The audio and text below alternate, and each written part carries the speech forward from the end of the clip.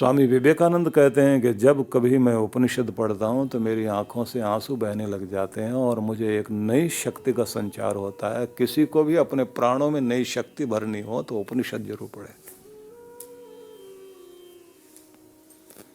महात्मा गांधी को बहुत अधिक सम्मान देने वाले और उन्हीं के समय में काम करने वाले व्यक्ति रहे हैं आचार्य विनोबा भावे। उन्होंने कहा है कि हर व्यक्ति को अपनी माँ की जरूरत पड़ती है।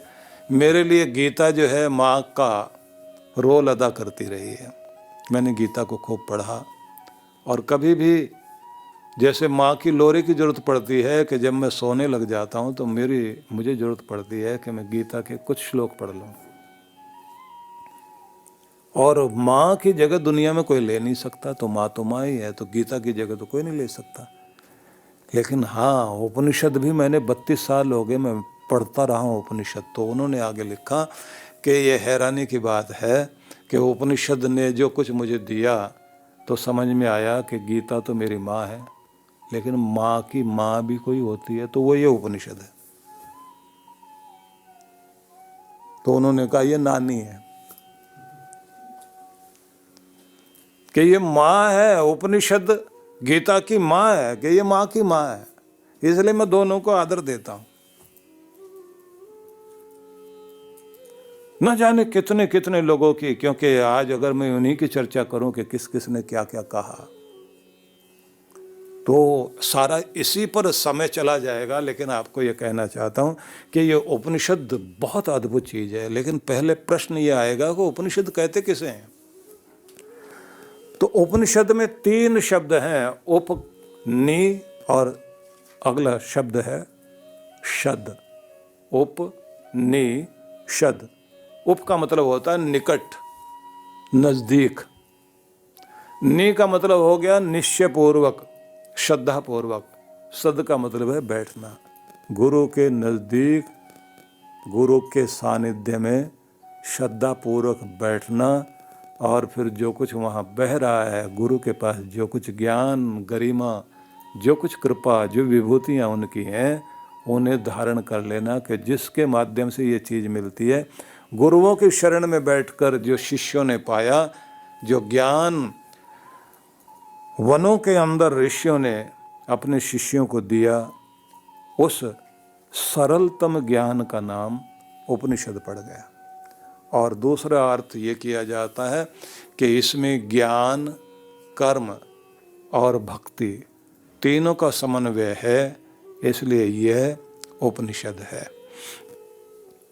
अब थोड़ा सा और आगे हम चलते हैं कि ये उपनिषद का समय कब रहा है और कितने उपनिषद रहे। तो एक लंबी चौड़ी व्याख्या न करते हुए आपको ये बताऊं कि अत्यंत प्राचीन काल से हमारे उपनिषद मिलते रहे हैं और इनकी संख्या देखा जाए तो 200 से अधिक उपनिषद रहे हैं। लेकिन जो इस समय भी जिनकी चर्चा होती है वो 108 उपनिषद हैं। और शंकराचार्य, आदि शंकराचार्य ने 10 उपनिषदों को महत्व दिया। कुछ लोग कहते हैं कि 13 उपनिषद बड़े महत्वपूर्ण हैं, लेकिन असल में जिन पर सबका ध्यान जाता है वो 11 उपनिषद हैं। उनके नाम भी सुन लीजिए आप लोग।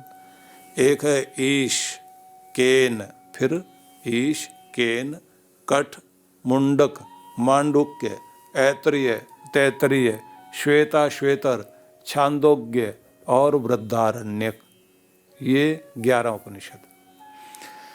इनमें जो सबसे पहला उपनिषद है उसका नाम है ईशोपनिषद, जिसमें भगवान की चर्चा करने के साथ साथ अध्यात्म का पूर्ण ज्ञान दिया गया। अब मजे वाली बात यह है कि उपनिषदों को अलग नाम से भी बोला गया। योग विद्या, ब्रह्म विद्या, अध्यात्म विद्या, वेदांत विद्या, ये सब नाम जो है ये उपनिषद के ही नाम है। एक और खास बात, भगवान की चर्चा है, लेकिन भगवान के बारे में ऐसा नहीं बताया गया कि भगवान इस तरह का, मतलब ऐसे जो है तुम ऐसे मंदिर बना के पूजना या भगवान को इस नाम से पुकारना। वहाँ बहुत अलग ढंग से समझाया गया। अब क्या समझाया गया है वो जरा आप देख लीजिए। मैं शुरुआत करता हूँ ईशोपनिषद से। उपनिषदों में अधिकांश रूप से एक मंत्र को अधिकांश रूप से पढ़ा जाता है और वो है पूर्णमदः पूर्णमिदं पूर्णात् पूर्णमुदच्यते पूर्णस्य पूर्णमादाय पूर्णमेव अवशिष्यते। आगे 3 बार ओम शांति शांति शांति ये बोला जाता है। अब मंत्र देखिए आप, कहा क्या गया, पूर्णमदः पूर्णम इदम, यह पूर्ण है और वह भी पूर्ण है। तो मतलब ये जगत, ये दुनिया, ये जो भगवान ने जगत बनाया ये भी पूर्ण है, पूर्णता से परफेक्ट है, कहीं कोई कमी नहीं। भगवान ने पूरा का पूरा बनाया, जैसे चाहिए था वैसा बनाया, कमी नहीं निकाल सकते आप। जितना विचारते चले जाओगे आपको समझ में आएगा भगवान की सारी रचना, उसमें पूर्णता है, परफेक्शन है। तो पूर्ण है संसार, यह पूर्ण मतलब ये दुनिया, वह पूर्ण, भगवान भी पूर्ण। पूर्णात् पूर्णम उदच्यते, उसी पूर्ण से ये दुनिया आई, उस भगवान से ही ये दुनिया बनी। तो क्या आप उनके कहने का ढंग देखिए, क्या कहते हैं, ये पूर्ण वो भी पूर्ण, पूर्ण से पूर्ण निकला, पूर्ण से पूर्ण बना, पूर्ण से पूर्णम आदाय, पूर्ण से पूर्ण निकालने के बाद पूर्णमेव अवशिष्यते, पूर्ण ही बच गया।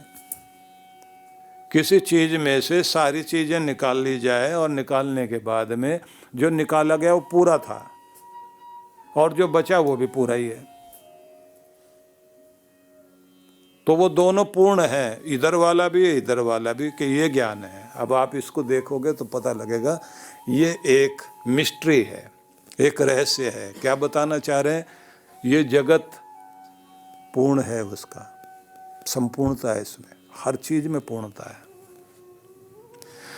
वैज्ञानिक खोज करते करते हैरान हो रहे हैं। अब जब लोगों को ये लगता है कि शरीर के अंदर इतनी सारी हड्डियां हैं तो एक आध फालतू भी लगा रखी भगवान ने, तो जब कहीं जरूरत पड़ती है तो उसको यूज करते हैं।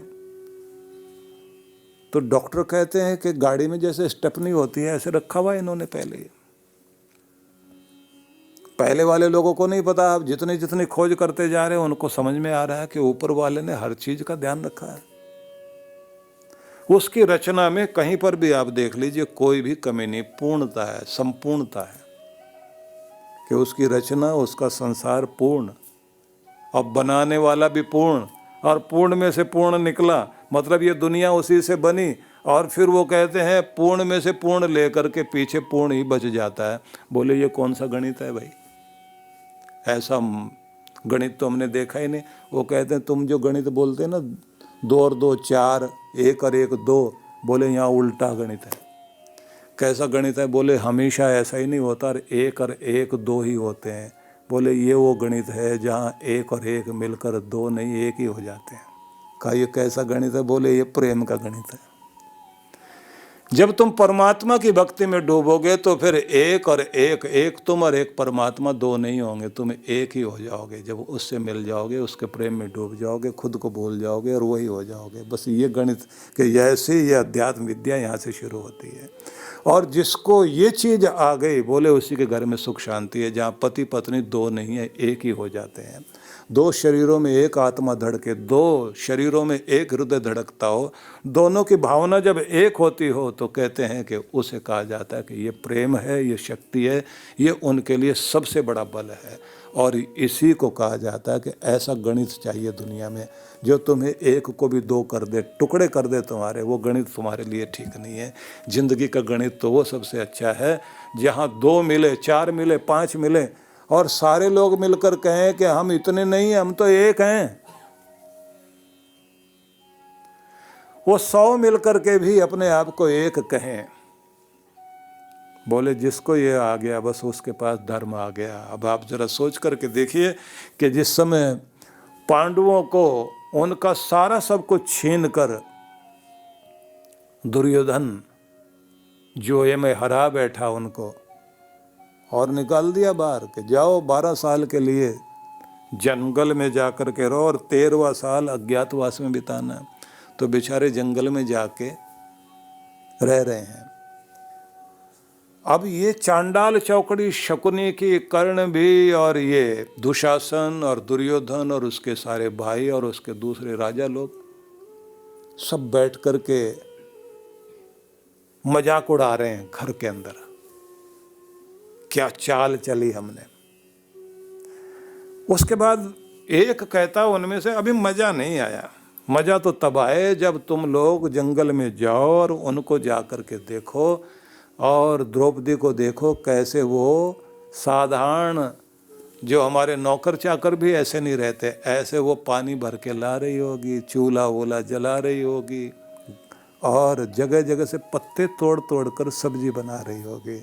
और भीम जो कहता था गदाधारी मैं ये कर दूंगा वो कर दूंगा, वो लकड़ियां लेके आ रहा होगा। तमाशा देखने के लिए चलते हैं। अब तमाशा देखने, क्योंकि एक तरफ ईर्ष्या द्वेष बैर सब छीन लिया उनका, आग लगी हुई अंदर और आग लगी हुई है, तो वो कहते हैं अब तमाशा देखने चलते हैं। अब तमाशा देखने के लिए चलने लगे। तो फिर उन्होंने अपने मंत्रियों को बुला करके कहा कि भाई वो कौन से जंगल में है, जरा पता करो। पता लगा कि इस जंगल में। अच्छा, तो वहाँ पर कौन सा ऐसा झरना है, सुंदर जगह कोई है जहाँ पर हमारे जो टेंट वेंट लगे और जहाँ पर हम लोग जा कर के रहें। राजा आएंगे तो राजा को रहने का अपना तरीका होता है। तो उन्होंने कहा कि एक बड़ा सुंदर छोटा सा पहाड़ है, उसके साथ में एक झरना है और वहाँ की जगह बहुत सुंदर है, वहाँ पर जो है हमें जाके रहना चाहिए। टेंट वेंट वहाँ लग गए और वहाँ जाकर इन लोगों ने मद्यपान शुरू कर दिया, शराब वराब पी। और फिर वहाँ जो गंधर्व लोग थे उनकी एक कन्या को इन्होंने छेड़खानी कर दी। तमाशा देखने गए थे और उसका परिणाम ये हुआ, क्योंकि जब आदमी निरंकुश होता है ना, बुद्धि खराब होती है, हरकत ये कर बैठे। सारे गंधर्व लोग जो है उन्होंने अपनी पूरी बिरादरी को इकट्ठा किया और पूरी फौज सजा करके वो आ गए और इन शराब पीने वाले लोगों को रातों रात ऐसा घेरा बना करके पकड़ा कि कर्ण को भी बांध दिया पेड़ के साथ, दुर्योधन को भी बांध दिया, दुशासन को भी बांध दिया। और बांधने के बाद बोले अब इनकी बलि चढ़ाएंगे हम लोग। गुप्तचर विभाग के द्वारा पता लगा इधर युधिष्ठिर को कि इन लोगों की ये हालत हो गई कि जो हमारा भरत वंश दुनिया में इतना प्रसिद्ध रहा है, इन लोगों की हरकत के कारण आज ये स्थिति आ गई कि जो इस समय राजा है, मतलब युवराज की घोषणा की गई थी दुर्योधन की और राजा की जगह वही था, क्योंकि पिता राज्य गद्दी संभाल रहे थे, लेकिन उनका उत्तराधिकारी बन करके तो दुर्योधन रह रहा था कि वो उसको भी बांध दिया गया और सारी दुनिया में मजाक उड़ेगी हमारी। हरकत इनकी खराब है। उन्होंने अपने भाई को बुलाया और बुला करके कहा अर्जुन सुनो, तुम और भीम दोनों जाओ और उनको छुड़ाओ। भीम बोला मैं नहीं जाऊंगा। जिन लोगों ने हमारे साथ इतना कुछ बुरा किया है उनको ऐसा ही कुछ उनके साथ होना चाहिए था, उनका तमाशा देखने की। वो हमारा तमाशा देखने आए थे ना, तो अब उनका तमाशा बन गया। अब हमें जो है उन्हें देखने का मौका मिलेगा, हमें जा कर के उनका तमाशा देखना चाहिए, उनको हम क्यों छुड़ाएं। अब जब ये बात कही तो युधिष्ठिर ने थोड़ी सी आंखें टेढ़ी की अपनी कि तुम आज्ञा पालन नहीं करते क्या। अब बड़े भाई और वो भी सबसे ऊपर, तो भीम ने कहा कि ठीक है, गर्दन नीचे करके कहा ठीक है जाते हैं। चल पड़े दोनों के दोनों। अर्जुन ने अपना धनुष बाण उठाया और इसने अपने कंधे पर गदा रखी और जाकर के उनको छुड़ाया। पीछे पीछे युधिष्ठिर आ गए। अब सुबह का समय है, सूरज निकला हुआ है और ये पेड़ से जो बंधे हुए थे खोल कर इनको मुक्त किया गया और सामने आ गए युधिष्ठिर। कर्ण बहुत शर्मिंदा हुआ।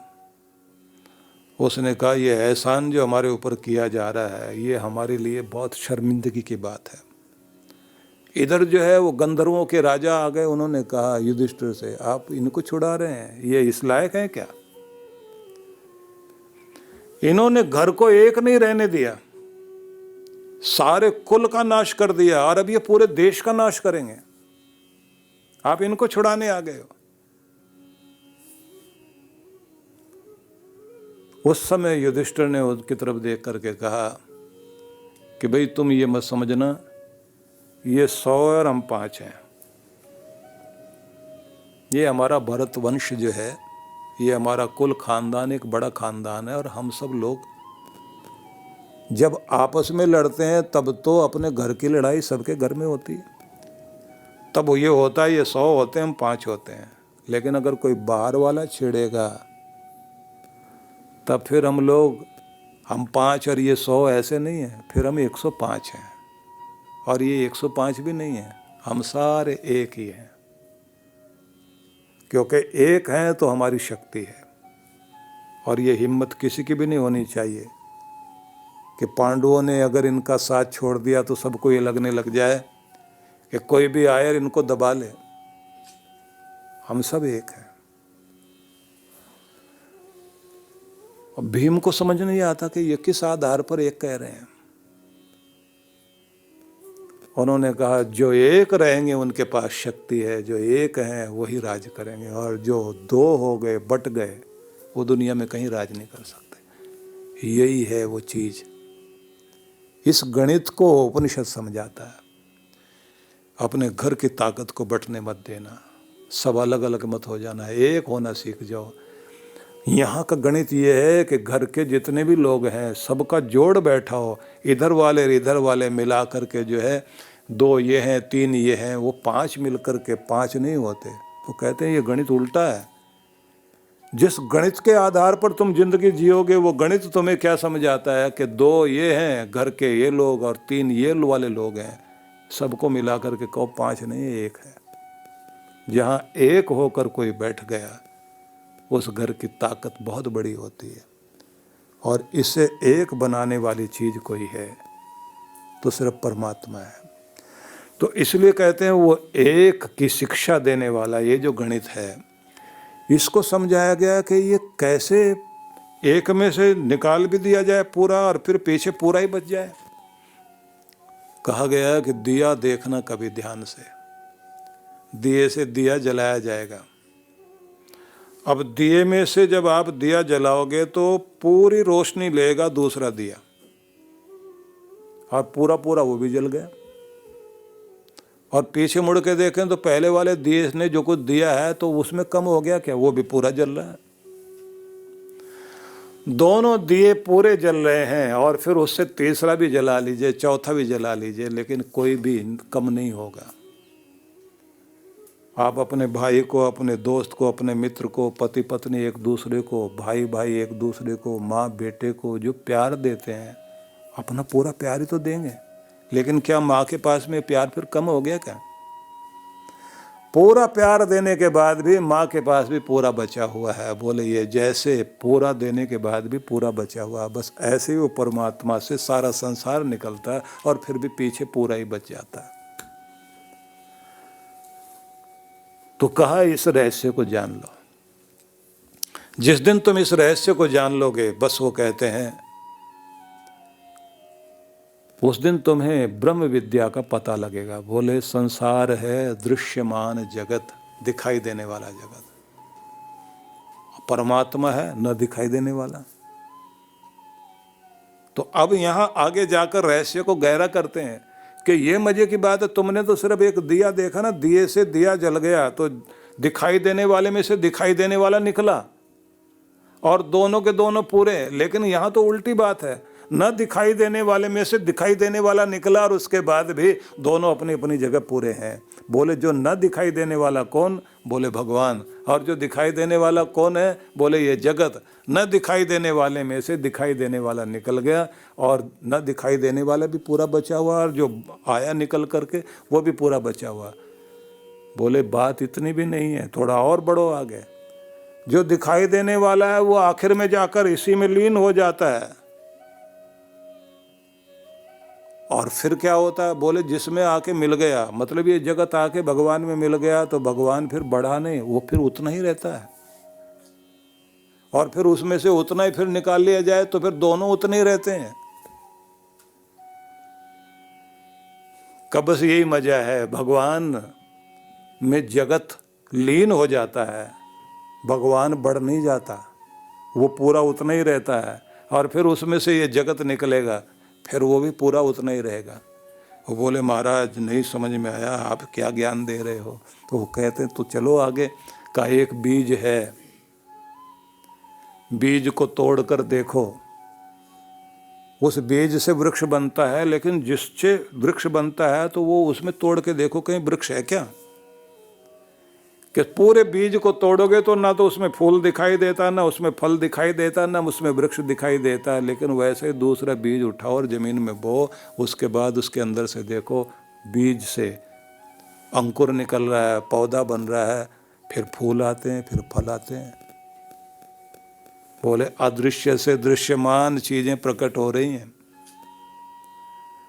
और एक प्रकट होता है और दूसरे को, मतलब फूल आया, वो कहता है कि अब मुझे मिटना होगा क्योंकि अब फल आना है। और मज़ा तब होता है जब वो फूल जो है अपने पीछे फल को लेकर आ रहा होता है और फूल आगे लगा रहता है। जब तक वो फूल लगा रहता है तब तक वो बढ़ता रहता है, और जैसे फूल सूख जाएगा फल पूरा हो जाएगा, फूल चला जाएगा। वो कहेगा मेरा काम पूरा हो गया, अब ये बड़ा होगा। जैसे वो बड़ा हो गया तो उसके बाद में उसको देखें कि उसके अंदर भी कुछ और है, वो बीज हैं, वो दर्शा रहे हैं कि मुझसे तुम आए और तुमसे मैं आ गया। कि ऐसे रात दिन जो आपको अज्ञात से ज्ञात प्रकट कर रहा है, तुम उसे जानने की कोशिश करो कि बात ये है, इसलिए तुम्हें बताया गया है। जगत अदृश्य से दृश्यमान जगत प्रकट हुआ है, और फिर उसी में लीन हो जाता है, और फिर वो उसी से प्रकट कर देता है। तो वो परमात्मा है क्या? कि चलो इसकी बात करते हैं। उन्होंने कहा अब तुम्हें समझाना चाहता हूँ कि वो क्या है। अब यहाँ से फिर उनका मंत्र शुरू होता है, जहाँ से उपनिषद शुरू होता है।